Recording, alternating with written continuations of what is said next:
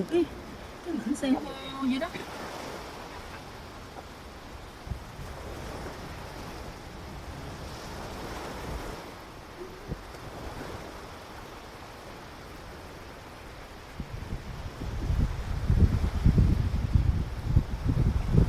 Sao thịt nó chắc ăn được đấy chứ nhờ.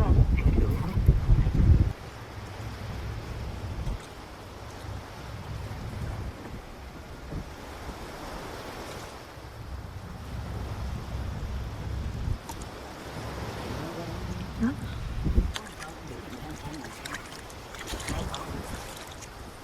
Bây giờ làm sao mà quay?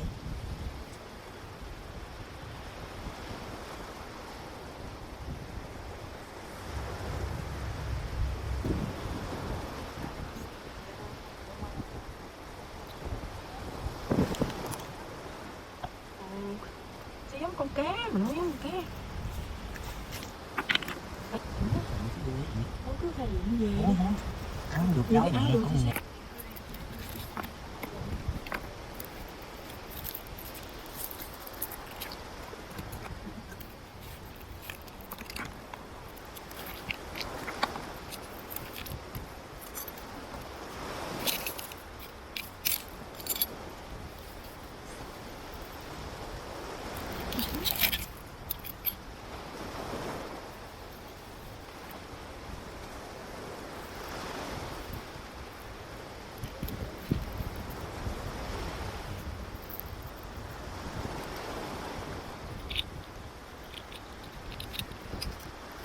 Bơi bơi này nó là bên xung hay là mình làm cái kiểu người ta mình làm được không?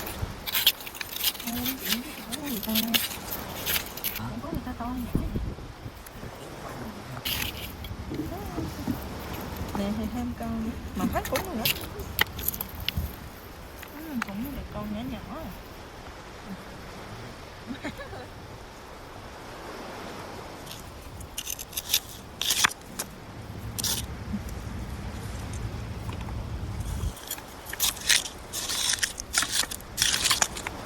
Cái đó cái kiểu như là nó sát cái bên đá đó rồi.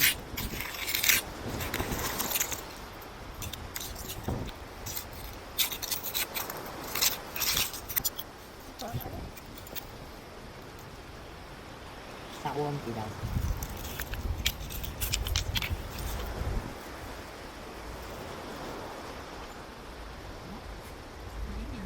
Lật lại không sao lật lại đó.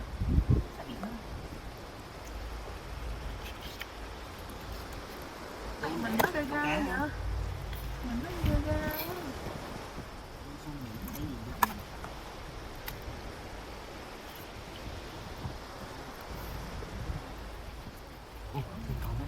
trời ơi đã vậy.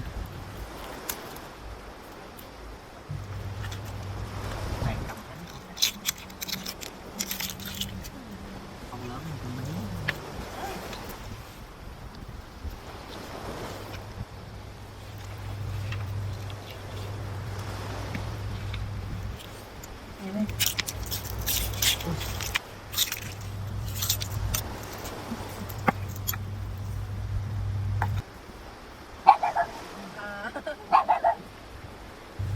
Đổi chút trời ơi một đống mấy con ở đây có một cái con sâu gì bự lắm luôn nè luôn.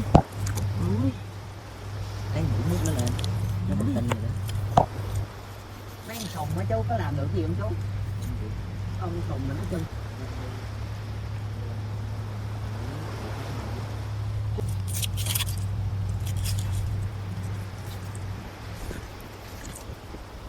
bắt được một con vẹt căng đè luôn.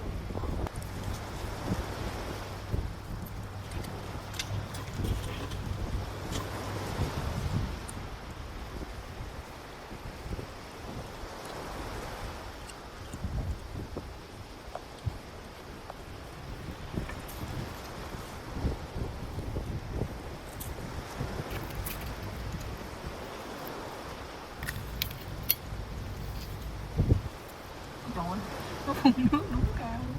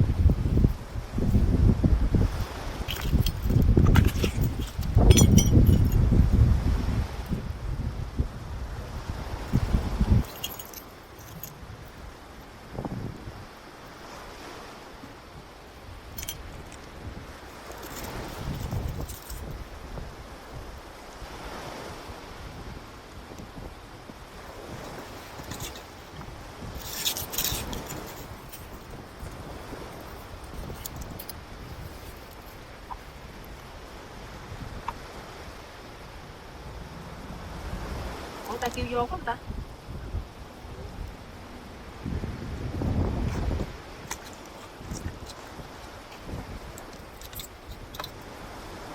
Ôi, trời bá lửa luôn. Ôi.